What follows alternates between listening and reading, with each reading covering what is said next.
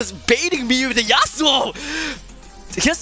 Here's my understanding, alright? They have so much airtime, a lot of airborne. We do have Shockwave from Orianna, we do have sort of Barry, not exactly, but in some sense. Alistar with the Pulverize as well. Kai'Sa makes full use of all of that CCs to deal all that burst damage with the Killer Instinct as well, just being able to initiate pretty easily from across map. And then Yasuo comes right in with the last breath, easily. Where Vital Point is available for... have to go for...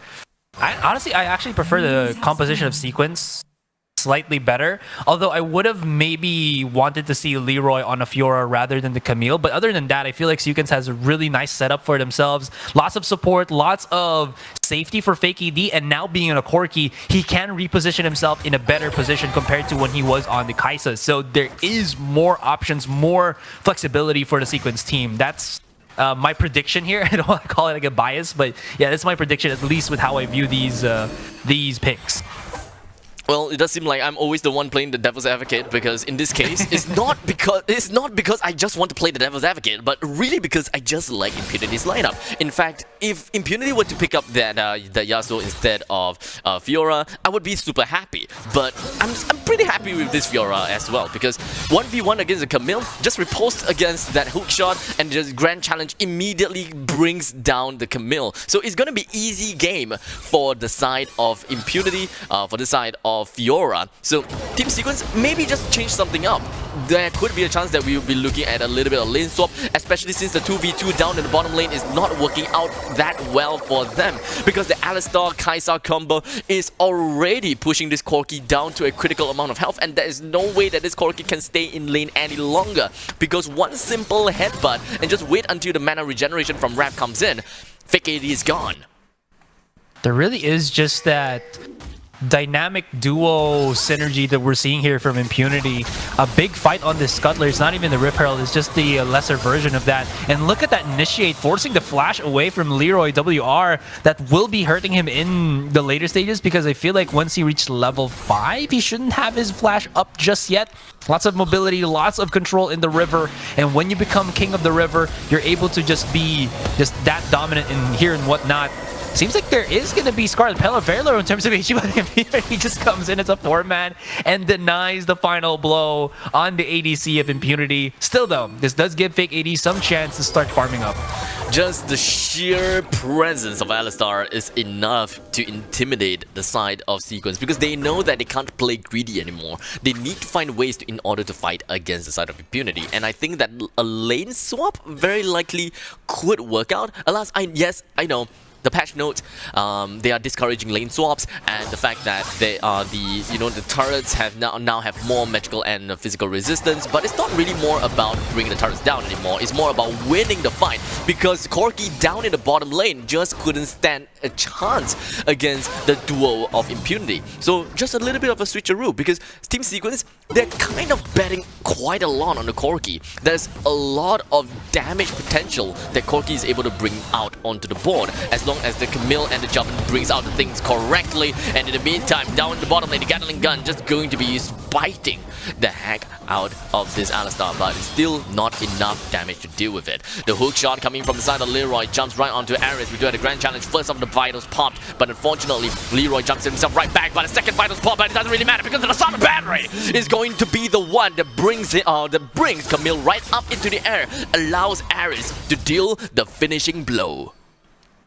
Oh man, that was Leroy WR not having the spider sense. His mutation is not yet complete, not able to feel that there was something a bit wrong. Why was Ares popping his Grand Challenge and not deep diving into the lane there? There has to be something that's going to happen. And speaking of something happening, it's going to be Fake AD. And look at that, they deny him from picking up these wild fruits. And as Wrath is already level 6 and he's pretty beefy, he can absorb all those turret hits as Scarlet Pale goes in for the final blow. I love how they saved up all their dashes so that Corki, Fake AD here, could not pick up the wild fruit and heal back back out and possibly even get one kill before he does get taken down. This just goes to show how intelligent Impunity are with going with these fights, and it just really goes over the heads of Sequence as of the moment, as of the start of this game too. I think, you know, despite Sequence losing 2 men before, I think that they are not on such a bad road. But in the meantime, take a look at the middle side. We do have hashtag ultimate going to be pushed right out onto the opponent's side. Unfortunately, just going to be pushing away from the entire ultimate itself, and thus the hashtag ultimate is now gone. We do have the Corki. Valkyrie is up. He puts himself in a pretty nice positioning, but the battle dance coming in from this Rakan is going to expose Fake AD right in front of the enemies. But surprisingly, they are not going to care about Fake AD at all. They allowed him to put the missile barrage onto the side of Wrath. It misses. It's not going to deal enough damage. They know that the Corki is not online yet, and thus he is not a priority. My oh my, that priority management coming from Impunity. They know that Corki, yeah, you can't deal that much damage at all at this point of time. So we're just gonna leave you out. We're gonna kill your friends. Then we come for you. Now they're just gonna try to go for this dragon immediately. I do like how they were able to get in and that steal and still swag out with the flashes and everything. So there's still not much of a incredible advantage for Impunity. Sequence are still showing to put in a lot of effort and a lot of challenge to Impunity here, but they gotta be careful because, like you said, Fake AD has still yet to really spike right out. Don't think his items are agreeing with him as of the moment. There is going to be a stop on that recall, but Wrath is going to be the one to expend it, or decline his recall just so that his Kai'Sa can. And immediately as the dragon is out, look at the rotations coming in here from Impunity. They want to keep challenging. They want to put this Kai'Sa somewhere where the big objectives are as the Rift Herald does spawn. It seems like Impunity are slowly getting in that position to start getting that big goal. Yeah, speaking of big golds, most of the players coming from Impunity have more than 5,000 gold, while for the side of Team Sequence, they only have Seraphine with, well, more than 5,000 gold, ironically. Seraphine is doing a little bit too well in the middle lane. Something that I was not expecting, to be honest. But well, if Seraphine is doing well, then we can predict, or perhaps we could be looking at a little bit more poke AP damage from the side of Seraphine. Except for the fact that I think that his comfort in mid lane has been taken advantage of. Should really start to roam a little bit more and assist his fellow friends and try to win fights, because now it is not too bad to start up fights. But I have no idea why this we've got that job the Fog that is just pretty much prioritizing on the Rift Sculler, but it doesn't really quite matter at this point of time. Everyone else just gonna be flying right up into the air. What exactly is happening? They got a Cataclysm that completely shuts himself off, and it puts him inside of 3 members of Impunity. So sometimes, you know, the Cataclysm is not exactly the saving grace. In fact, it is going to work against you. Yeah, it's kind of like your door opening to death, or it's the door that closes you from being revived or keeping alive. That was a really good pinch from Impunity. They are able to force the fight. Alistar Wrath, knowing that TJ can just initiate on Cyrez, knocks him right back out. And as that is happening, Ares comes in with the flank on his Fiora and keeps everybody just not in a good position for Sequence to re-engage. And Fake AD, he was way too far. Ares should be able to start things up here, but immediately as he spots 3, backs away safely.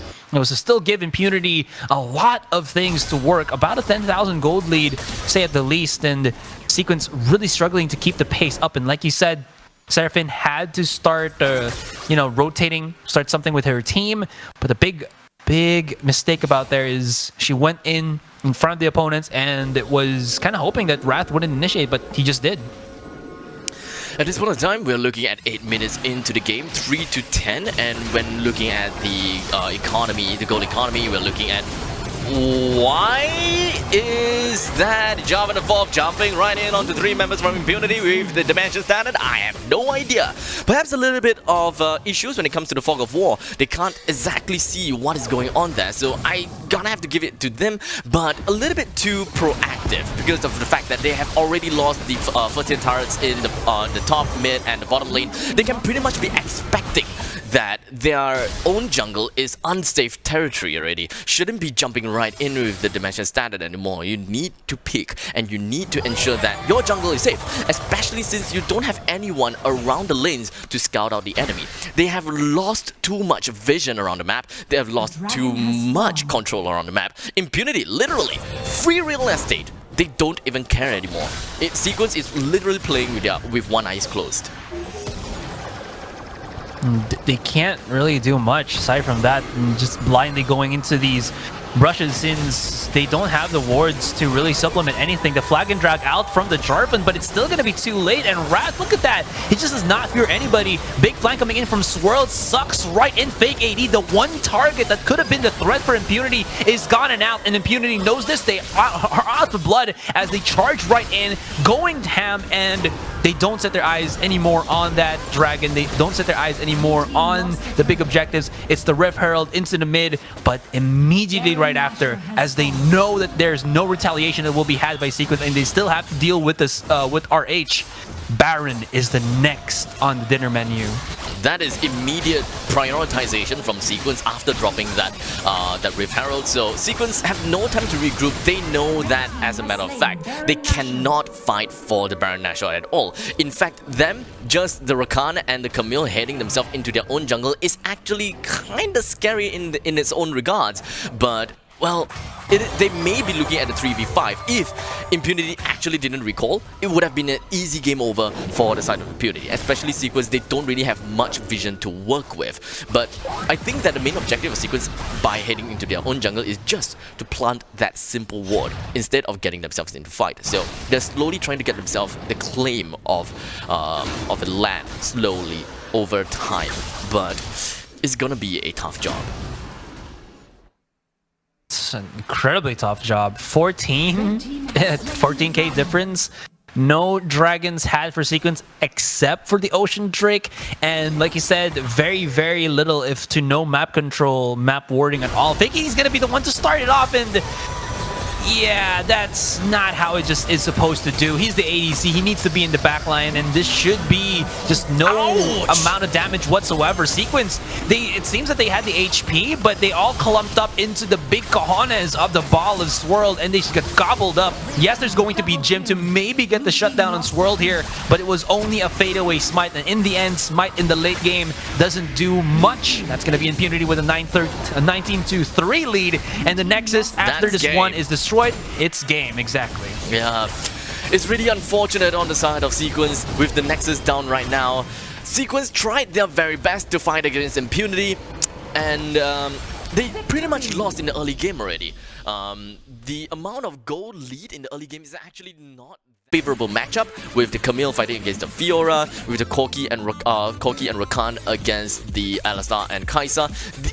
It just exponentially grows, right? The amount of lead.